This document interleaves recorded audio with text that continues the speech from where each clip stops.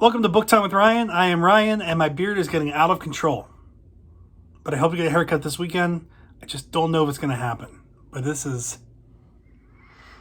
little wild. Today I'm doing the 7 Deadly Sins tag, which is a book tag. I'm not going to do 7 Deadly Sins. I saw this on Pages with Paige. She cited as the original channel being Bookishly Malyza. But apparently that original video is unavailable. So she also cited Katie Tastic's video. I'll go through the question prompts. I will include those prompts in the description. And I hope you enjoy this. Feel free to be tagged yourself. But please, don't commit the 7 deadly sins. It's deadly sin number 1, greed. What is your most inexpensive book? Some people would say, what is your least expensive book? And what is your most expensive book? I don't know how we would really say least expensive or most inexpensive book, because I get a lot. I've gotten free books, and is that least expensive to me, or is it cheapest book? Is it a crappy book? I don't know. I think ones that were given to me would be the cheapest, most inexpensive, certainly to me. I don't know how we would qualify that. What is your most expensive book? How do we define that too? I have a book that I spent the most on. I have a book that someone spent the most on for me as a gift. And I have a book that I didn't spend the most on, but has been appraised for the most. I don't know what I should do there. I'll do all 3. Hello. I come to you from the future of Ryan's recording. I've actually been sitting on this video for about a week and a half, probably. I just ran out of time to upload it, but also I had some second thoughts about providing the names of my most expensive books and the price. So what I'm going to do is I'm going to add this in and take out the clip that had the specific books and the specific prices. And I'll just say that the most I've spent is over $1,000.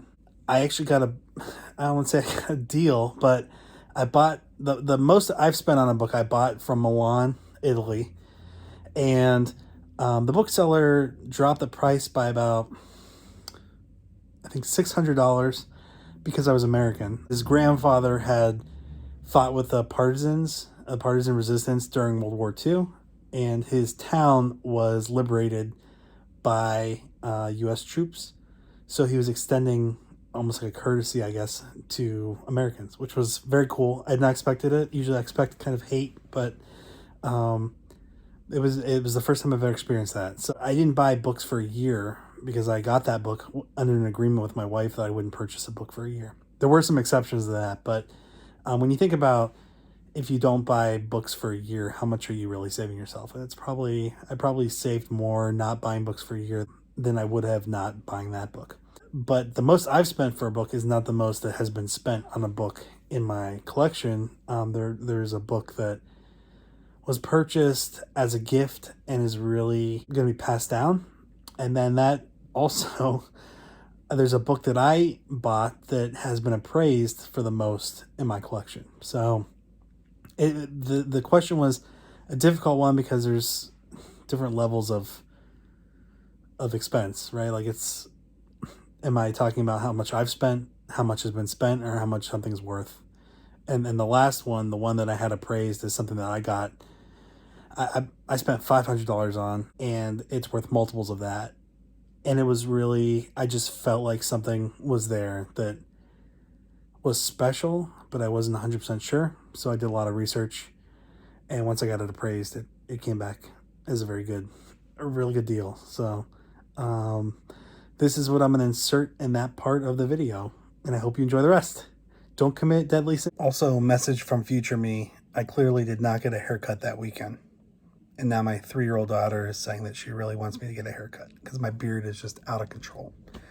And I agree. The next sin is wrath. What author do you have a love-hate relationship with?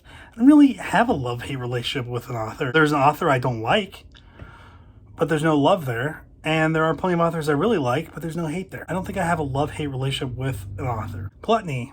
What book have you deliciously devoured over and over with no shame whatsoever? None. I've never read a book over and over again. This is a book, when I was little, I used this all the time to just look up different animals, specifically different mammals. And I got this, I think this is from 87, but I loved this book. I still love this book. So I'd say this book is something that I've devoured for a very long time. Just, it's not something you would read straight through. Next one, Sloth. What book have you neglected reading due to laziness? I am not a lazy reader. I haven't neglected any books due to laziness. I've neglected books because I have so many books that I can't read them all at the same time. I do have a book that I have currently kind of put on hold until I've read other things that are a little more exciting. It's a really dry book. That book is Instability and Inequality. And I think I'm 20% or 15% of the way into it. I'll finish it eventually. It's just, I have other books that I want to get to first. The next one is Pride. What book do you most talk about in order to sound like a very intellectual reader?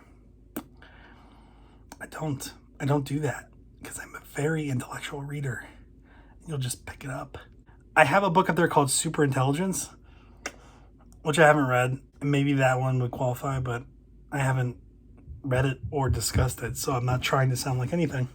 I am reading a scientific book about whales by Hal Whitehead. That could kind of count, but not really. Like, I'm reading that because I want to know about whales. Sperm whales, specifically. Maybe I'm not that bad. I don't have all the 7 deadly sins of book world. Lust. Oh. Well then. Original. Oh, I'm sorry. Okay, so Lust. The original. What attributes do you find most attractive in a male or female characters? I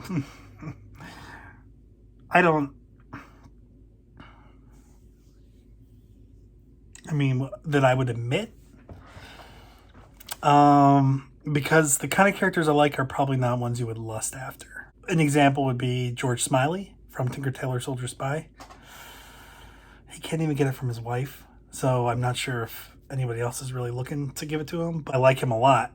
I like his personality. I like his approach to things. He's slow and steady and thorough. I don't know if that counts as lust. What I find most attractive, I'll tell you what I like in characters is honesty. I like them to be loyal. If you watched my Jaws videos, I had some things to say about Chief Brody's wife. I like my characters to stay true to who they are, and I don't like seeing people betray trust. So I think that's what I would find attractive in characters, is for them to stay true to who they are. There are authors who like to throw in curveballs and give you flawed characters. And that's even like my favorite character. George Smiley is a flawed character. Alex Hawke from Ted Bell books, he's a flawed character. There are plenty of flawed characters, but I want them to be flawed consistently and in ways that I hope they would realize are wrong and try to improve them. I don't know. It's not too lusty though, is it? Envy. What books would you most like to receive as a gift? I have the first printing of the UK editions of Tinker Tailor Soldier Spy, and they're signed. And Smiley's People, but I don't have the Honorable Schoolboy, so I'm trying to keep an eye out for that. I mean, like, I don't need people to give me things, books. I don't need a gift. There are rare books that I see that I would love to have, but I don't envy the people that have them. I just keep an eye out for them. Obviously, like, if there are books I can afford, then those would be nice gifts, so I don't have to pay for them.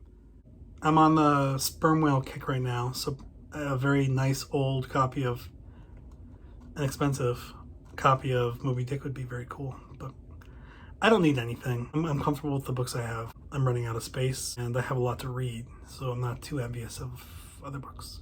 And when I want to buy a book, I buy a book. I know I've listed some expensive books, but I don't always buy expensive books either. That is the 7 Deadly Sins book tag.